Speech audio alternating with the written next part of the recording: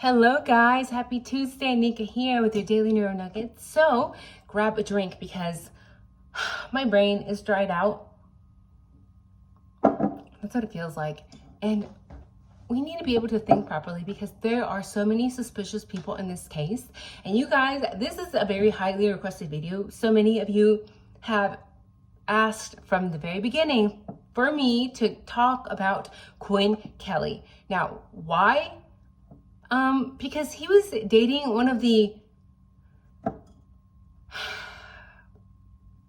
hate calling Dylan a survivor, because to me, somebody who's survived or who is a survivor is somebody who was potentially threatened or attacked, and she was not threatened or attacked. Allegedly, she said she was frozen in shock. So I'm just gonna call her Dylan because I don't feel okay calling her a survivor. Just something in my gut feels off. So I'm just gonna call her Dylan.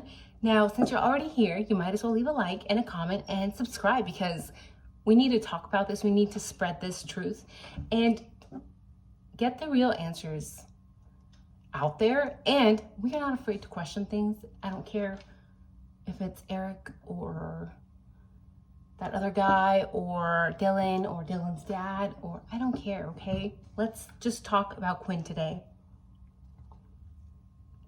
Now, if you guys remember, Quinn Kelly made a video where he smirked and he was bragging about spending the night with Dylan.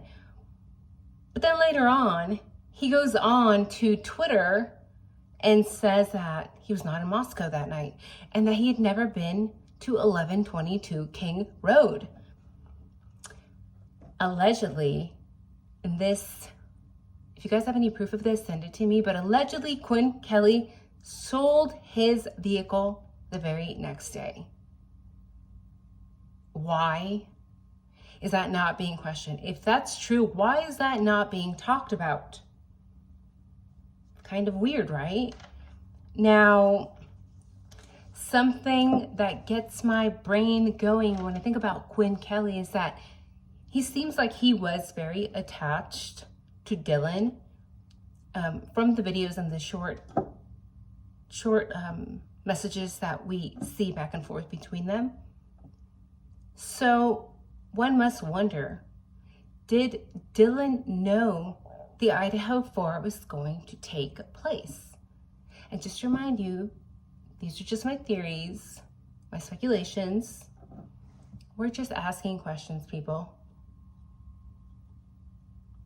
Because whenever I talk about Dylan, people just like email me like everything, right? Threats, everything. They don't want us to question Dylan.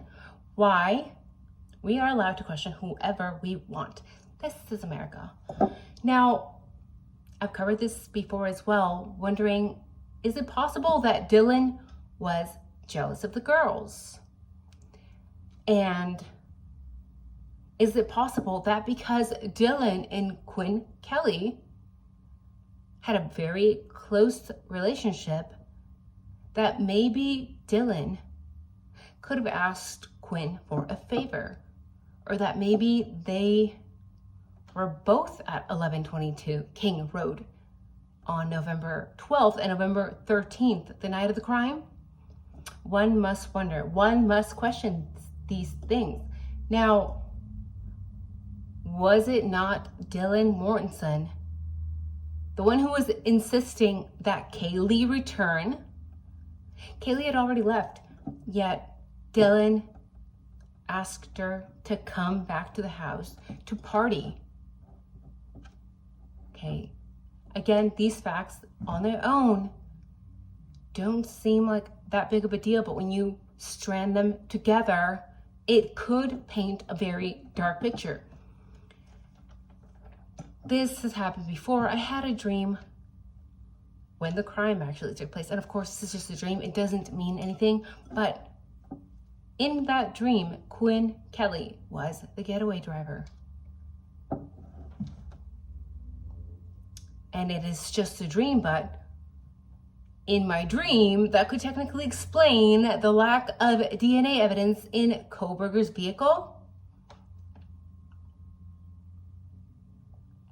And is it weird that Quinn said that he had never been to 1122 King Road? I mean, what kind of boyfriend has never been over to his girlfriend's house? Do you guys find that kind of strange, kind of out of place maybe? Also, does Quinn have any family in LE? Or does he have family in any powerful organizations? We know there are several in Idaho.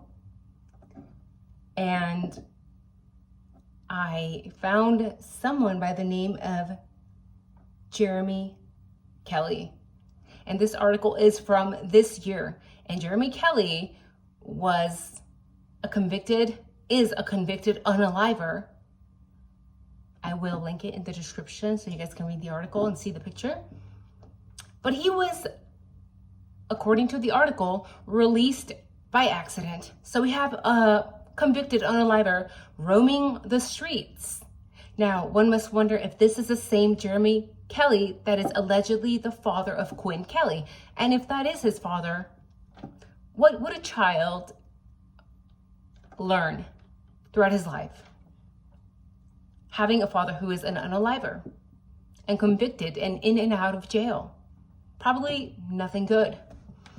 Now, we know that Quinn drove a black truck. And I remember Enan Harsh said that he had seen a black truck. And is there not a video where there is a black truck and also a white truck? I get the vibe that the girls are being watched or followed by those two vehicles. We don't know who's driving them, but it is very interesting that that black truck is similar to the one that Quinn drives. Now, there's a horrible picture where Dylan has like a blue wig and it looks like she's getting bullied or hazed or something. She doesn't look happy to me in those pictures. Maybe she was just out of it. To me, it looks like she's getting hazed. So imagine, put yourself in the shoes of Quinn KELLEY, and you have a girlfriend you are in love with and you care about her deeply. And then you find out that maybe they are taking advantage of her, or maybe that she's being bullied by the girls or hazed by the girls, because there have been rumors that the victims were not very kind, that they often bullied other girls who did not look like them. That's not an excuse to unalive them, but that does point human flaws in them, right? And we all have them. And if that is true, that the victims were bullies and had a history of bullying other girls, is it possible that they bullied Dylan? Is it possible that Quinn KELLEY got very upset when he saw those images? Well, what would you think? It just has to be questioned. I mean, if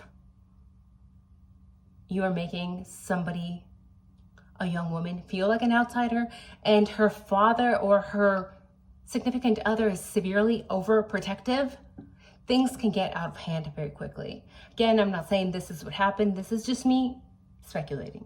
Now, I did find somebody by the name of Stanley Mortensen, who was a sheriff and deputy for 8 years in Kootenai County, okay? Prosecuting attorney currently. Is that Dylan's uncle? Because if that is Dylan's uncle, then boy, she is covered. And probably Quinn, right? Because that's her dude.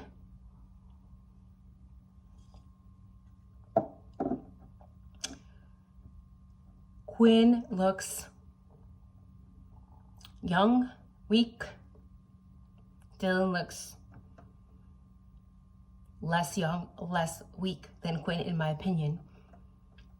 There have also been several criminal cases where women have manipulated men to do things for them. It's actually quite common. So just something to entertain, something to keep in mind.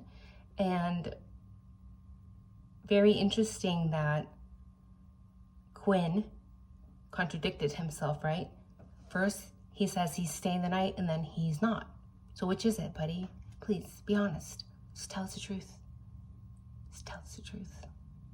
So, let me know down in the comments, do you think there is any way, shape, or form that Quinn Kelly could have been involved? And is Jeremy Kelly, the one in the article in the description, his father? The convicted unaliver? Is that his father, or is that another Jeremy Kelly? Very interesting stuff, guys. There's still so much that we don't know, and it's driving us all a little insane. So stay grounded, do things you love, take care of your mental health. You come first. So that's it for the day. Have a wonderful night, guys, and we'll see you hopefully soon tomorrow. Bye-bye.